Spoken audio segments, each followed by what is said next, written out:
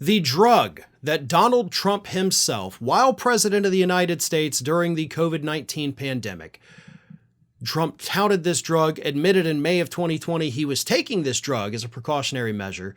But according to a new international study conducted by scientists both in France and Canada, this drug, hydroxychloroquine, which is an anti-malaria drug, has now been linked to at least 17,000 deaths. Those deaths were not, only in the United States. It was the US, France, Belgium, Italy, Spain, and Turkey. But according to them, 17,000 people died as a result of taking hydroxychloroquine to treat COVID. Trump got on TV and told us when he was doing his little daily press conferences that hydroxychloroquine was a miracle cure. Those were the words he used. It was a miracle cure. He then went a little further than that. He said, I get a lot of tremendously positive news on the hydroxy. What do you have to lose? By taking it, of course. What do you have to lose? Your life, according to these studies. Now, here's what gets me about this.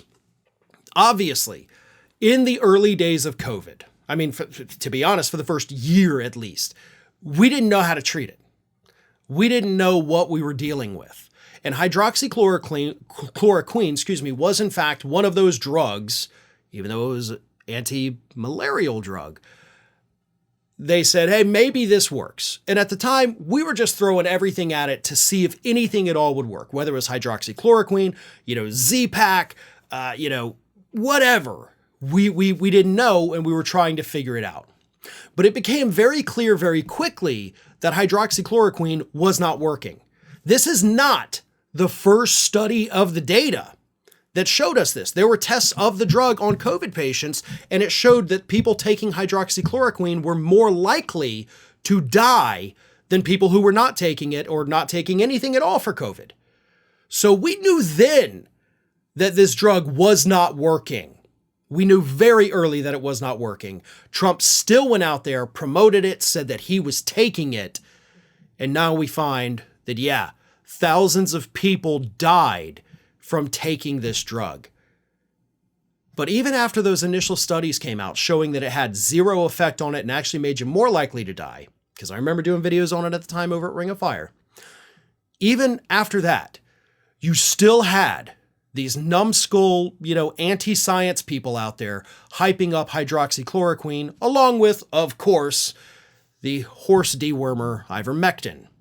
They were pushing these anti-parasite drugs instead of antivirals, and COVID is a virus, and anti-parasitic is not going to have any effect on that. That's obvious. It should be obvious from the name alone, but they still touted it. And then when we got the vaccines, these are the very same people who are like, no, the vaccines are deadly. The vaccines will kill you. You should take these other drugs that are now proven to kill you. Depending, right? You're not just going to immediately die from taking it. Obviously, there's situations, there's circumstances, and most people taking it do not die. But the problem is, idiots push idiotic things. And then those same idiots tell us that the proven things, while not completely free of danger, because no pharmaceutical is, even ibuprofen and aspirin have side effects for some people. But those idiots were telling us, ignore the good stuff, go take these quack miracle cures, as Trump called them. And now we know the body count. Hopefully in the future, if we ever hit another, pandemic, the level of COVID, even though COVID is resurgent right now, so please protect yourselves. Don't listen to the idiots. Listen to actual scientists. Listen to groups of scientists, not the rogue one or two out there telling you to do stupid things. Listen to the consensus of the people that are smarter than us, because that's what they're there for.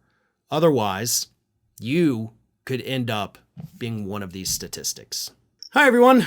This here is little Athena. And Athena would like to know why you haven't subscribed to Fair and Balanced yet. So please, don't let Athena down. Subscribe today.